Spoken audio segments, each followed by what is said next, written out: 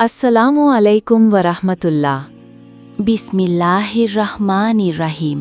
অনেকেই বলে আমি নামাজ পড়ি কিন্তু মন বসে না। ভাই, মন বসে না মানেই আপনি খারাপ নন। মন বসে না কারণ মনটা ক্লান্ত, গুনাহে ভারী, দুনিয়ার চিন্তায় ভরা। নামাজ ছাড়ার সমাধান না, নামাজই সমাধান। আল্লাহ বলেন না মন বসিয়ে এসো, তিনি বলেন এসো। আপনি আসতে থাকুন, একদিন মন নিজেই বসে যাবে, কারণ আল্লাহ হৃদয় ঠিক করেন। যে নামাজ চোখের পানি বের করে দেয়, সব নামাজ একরকম না। কিছু নামাজ আছে যেখানে চোখ কথা বলে। যখন বুক ভরা কষ্ট নিয়ে সেজদায় পড়েন আর কিছু বলতে পারেন না, শুধু চোখ ভিজে যায়, এই নামাজ আল্লাহ ফিরিয়ে দেন না।